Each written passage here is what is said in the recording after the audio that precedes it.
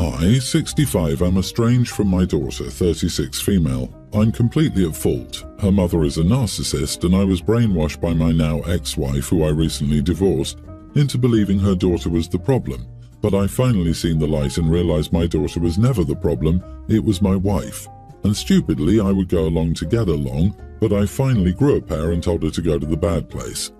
I handled the estrangement very badly. I admit to trying to strong-arm and bully my daughter back into the family. I won't lie, it was to get my wife off my back, as I couldn't take her BS, but I finally seen the light. I had to stop because the daughter had an attorney send cease and desist letters. This was 3 years ago. I wrongly resented her for the problems I believed she caused, but now I realize it was my narcissistic ex-wife all along, and I feel horrible and want to make amends. She moved away and I couldn't find her, so I hired a private investigator. She's in the next state 3 hours away. I want to be as non-invasive as possible, so am I the idiot if I leave a note with her doorman concierge to give to her, stay at a nearby hotel for a few days, letting her know I divorced her mother? I would love to speak with her and make amends. I would also like to let her know where I'm staying with my contact info. I know she asked numerous times to be left alone, although this was years ago while I was still with her mother, but she's still my kid. Wow, you are the idiot. My take on this: I don't know why, but using a private investigator to track her is already a breach of privacy. Doing that shows you disrespect your daughter by not agreeing with the no contact. There is a reason your daughter did that. The fact that you hired a PI to invade her privacy just shows you aren't willing to take accountability for your actions. Oh, it's absolutely an invasion of privacy, but it would be better to have him discuss it with a therapist than for me to try to explain the nuances. You have to crawl before you can walk, and this dude doesn't even realize that blaming it all on his ex clearly shows he doesn't understand basic responsibility, let alone anything more complicated.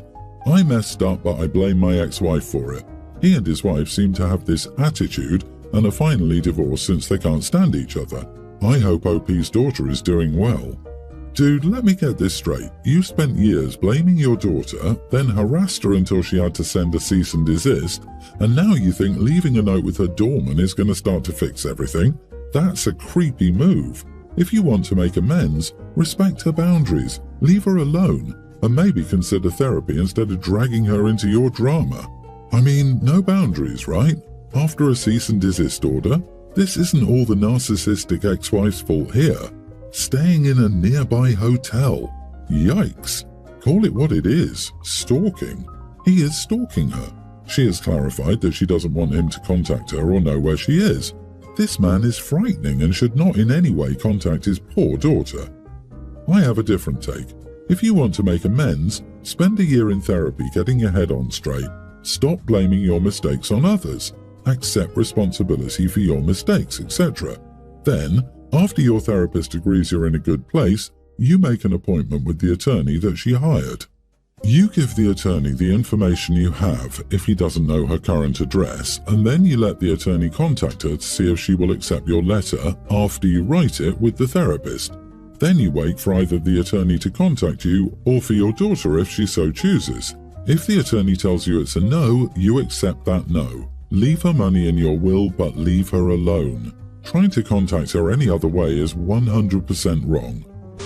I had my son, a young teen, as a teenager. His dad was my cousin's boyfriend, 28 then, and I admit I was a witch for doing that. I got my karma because he's a deadbeat, and I got no help from my parents as punishment for betraying my family. Whatever, we lived and I learned. I get the hostility towards me, but I'm tired of them forcing my son to hate me. They didn't want crap to do with him when he was a baby, but now that he technically doesn't need me, they're trying to tell him that he doesn't have a dad because of me, or that I'll never be enough to advance his athletic career and am therefore ruining his life. Crap like that. I begged them to stop, but they say that they're simply telling him the truth, and it's up to him to decide if he wants anything to do with me, and that it's the consequences of my actions. I get it, I really do, but this is insanity. I tried to limit their contact even though my parents threatened to stop helping me pay for his sports. Sure, it meant more work for me, but it's nothing I can't handle. Anyway, it turns out my attempts were in vain because my son was still seeing them behind my back, and I only found out because my son started crying to me because of all the stress that had been building up. He was only still meeting them because my dad promised he'd buy him high-quality sports gear so long as he wouldn't abandon his grandparents. I was furious, so after I put him to sleep, I stormed over to my parents' house, and I admit I lost it a little. I took the high-quality sports gear and threw it at them before telling them that they don't get to hold a decade-long mistake over my head. My mom just said I ruined her relationship with her family and that the consequences I'm facing are nothing compared to the things she had to deal with thanks to me. She kept going on about consequences, while my dad told me to expect harsh consequences from my son for taking his sports equipment. He also said something about choosing my pride over my son's dream.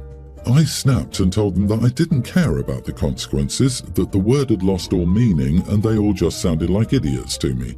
My parents got extremely angry and said that my attitude was doing me no favours and there was a reason no one was on my side and no one was willing to forgive or trust me. Then they kicked me out of the house, and now my older sister won't stop calling me just to yell at me for not learning crap the past years and continuing to disrespect my family, especially my parents. I'm just exhausted and I need to know, at least temporarily, if I'm the bad guy here. Am I the idiot? Not the idiot. They are choosing to not only hold your mistakes against you, but they're actively manipulating your son and damaging his mental health to get to you.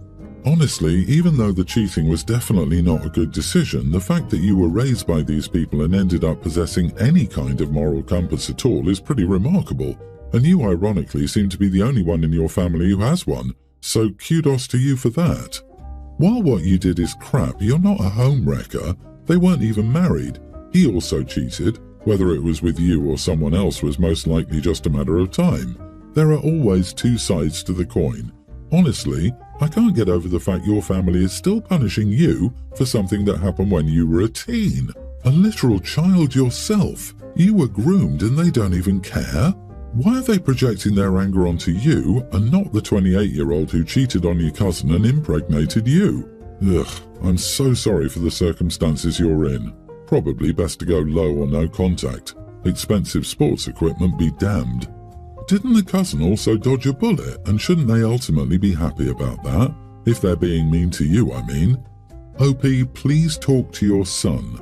He's a young teen, you can be open with him. He knows you're a good mum, and he knows you love and support him. Tell him that you are who you are in spite of those people who shunned you and made life much harder for you both. Your parents are scummy people. I, female 27 and my husband 30, have been together for 7 years and are currently expecting. I'm 27 weeks pregnant, and at the time of this event I was 25 weeks. The other important people in this situation are my younger brother, 23, his girlfriend, 23, and their child, a young male grammar schooler. They're young parents, obviously, and had their baby while they were still in high school. As I mentioned, I'm 27 weeks pregnant, and my doctor has told me I have a high-risk pregnancy due to placenta previa. Because of my condition, I have no choice but to have a scheduled C-section when it's time, and when I found out, this was really upsetting news. I always planned on a natural birth, so it just kind of hit me hard. However, above all else, I want my baby to be healthy, and me, so it is what it is. My other sister-in-law, my husband's sister Carrie, has been really supportive of me and my pregnancy, and we talk a lot. Well, recently there was a family gathering, and of course my husband and I went. I was sitting with Carrie talking about work when my brother's kid came over. He's a young grammar schooler, like I said, and he was interested in my belly. He asked me why I was fat, LOL, and he kept reaching towards my bump. I grabbed my nephew's hands and explained to him that I had a baby in my tummy and that pretty soon he was going to have a baby cousin. It's okay to touch my bump, but just be gentle, especially so because of my previa. I'm supposed to be on bed rest, but obviously I didn't tell this child this. This little idiot, not exaggerating, he's also just horrible, reaches and touches my belly before winding back and punching me. Holy crap, that little kid had some power. Immediately, Carrie and I scolded him and reminded him that 1, he needed to keep his hands to himself, and 2, it was very mean and dangerous to hit my belly. He apologized and then ran off. A few minutes later, his mother, my brother's girlfriend, came up to me and asked me what I told her son. I explained what happened, exactly how it happened. She told me her son was upset because I yelled at him. My internal dialogue was that, yeah, I bet he is because he never gets disciplined in general. He's a spoiled child, and his parents let him do whatever he wants. Externally, I apologized for it, but reminded her that he needed not to hit my tummy or anything else in general. She rolled her eyes and just walked away. About an hour later, my husband and I were getting ready to go, so I stood up and went to say goodbye to my brother. He was standing with his son, and as soon as I was within arm's reach of him, the kid reached out and smacked me in my stomach again. Hard. I doubled over that time, and my husband immediately started to scold the child while making sure I was okay. My brother's girlfriend started to lose her mind about us parenting her kid for her, resulting in my husband getting loud with her about how the kid was a brat and needed it. In turn, my brother and husband had quite a large argument that most of our family witnessed, and now half of my family is mad at her and the other half is mad at me. I understand that my husband probably didn't handle it the best, but the child was literally hitting me. Absolutely not the idiot. Lucky that kid didn't get smacked back just out of pure instinct, especially after hitting you twice. Obviously he's young, so he's learning, but this is bad. Seriously, someone must teach this kid the importance of keeping their hands to themselves if they cannot be gentle. Also, it's a red flag for a young boy not to be gentle. I'd hate to see how he behaves toward animals. This was beyond not okay behavior. I think the parents need to nip it in the bud ASAP. What the heck is wrong with these people? The fact that the nephew did it twice is very disturbing. That kid is very troubled. No one should be hitting pregnant women and or babies. Don't be surprised that he gets into trouble at school for hitting his classmates. I hope your brother does something about his son's behavior before a stranger does it for him. Prioritizing your high-risk pregnancy is non-negotiable. Your husband's intervention was necessary for your safety. No fault lies with you. My 33 male girlfriend, 28, and I have been together for almost 4 years, but we only began living together just over a year ago. Prior to living together, we were in a long-distance relationship. I used to send her flowers for special occasions and sometimes just because I wanted to. I often spent a good deal of money on a dozen roses. She was very grateful and would say how it reminded her of me when she looked at them and made her smile. It might be worth noting that she never brought me flowers, but that didn't bother me as it's a bit of a girly thing. No judgment or whatever, but honestly I could care less about flowers. Anyway, now to the issue at hand. Since living together, I haven't brought her flowers. Honestly, I hadn't really thought to because I'm right here in the same flat, so she doesn't need a reminder of me. Well, just before Christmas, she bought a Christmas flower arrangement, which I figured was just part of decorating for Christmas.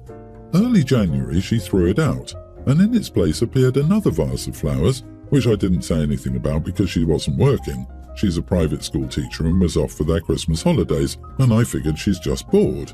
But I guess they died, and now there's another vase of flowers in its place. This time, it's a dozen roses. I asked her what was up with the roses, and she said she likes flowers and that as I never buy them anymore, she's decided to get them for herself. I didn't say anything at the time, but this has really got to me questioning her. It seems passive-aggressive to go out and buy roses for yourself just to make a point, identical to the arrangements I brought for her. And now, every time I walk into the kitchen, I'm hit with how crappy a boyfriend she thinks I am. You are the idiot. Holy projection, Batman. Unless your girlfriend is actually complaining about it, calm down and let her buy her pretty flowers. Not everything is about you. If you feel like a crappy boyfriend for not getting her flowers anymore, then you need to do something about it. Don't sit there and convince yourself she's being passive-aggressive. This, even when she doesn't complain, doesn't guilt him about it, buys her own damn flowers to enjoy, somehow it's still her fault.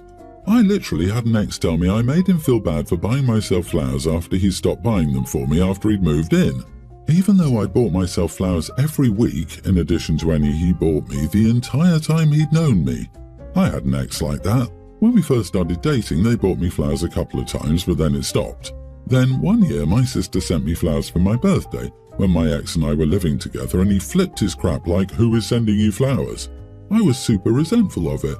I realized I liked having flowers, so I started buying them for myself on rare occasions, and he was resentful of that as well because I was making him feel like a bad boyfriend. Like, dude, the solution is literally in front of your damn faces. She's not asking for a Chanel or a Louis Vuitton. She's asking for some flowers or whatever small token it is that makes her feel loved, valued, and appreciated, even if it's just spending time with her watching movies. And for the love of God, lose the "I already have her so I don't need to keep trying" mentality. You never stop dating your partner. Ever. I'm in a bit of a family predicament and could use some outside perspective. My son, who's nearly an adult, recently won $1,500 by gambling online. He got into this after watching some gambling streams, and it seemed like he wanted to experience the thrill himself. Yes, he did have to indicate he was over 18 to play, but the bigger issue for me was the gambling himself. When I found out, Stake sent him a congratulatory email, which I saw, but he didn't come clean. I decided to step in as a parent. I chose to confiscate his winnings, not primarily because he lied about his age, but because I wanted to underscore the risk and potential addiction associated with gambling. I felt this could be a slippery slope for a teenager, especially given how easy it was for him to win this time. My wife, however, believes I overreacted. She thinks we should have talked to him about responsible behavior instead of just taking the money. She says this because he did stop teaching your kids that it's okay to steal from them. I wonder what makes you think you can do that. You are the idiot, of course. Don't be surprised if your child stops sharing things with you. I wouldn't be surprised if this permanently damages your relationship with your kids. Also, gambling sucks, but this is not the way. I agree it doesn't belong to you, OP. It's quite possible that your son will get into trouble, also you as parents, and that money may be forfeited. So it's okay to keep hold of it until you find out. But it's not your money. Where's the communication? Your son is nearly an adult. In less than 365 days, he will be a legal adult and able to move out, gamble the days away, and never listen to another word you say ever again if he so wishes. Stop treating him like a child. Talk to him, negotiate with him, stop and listen, validate his feelings, or you could lose him.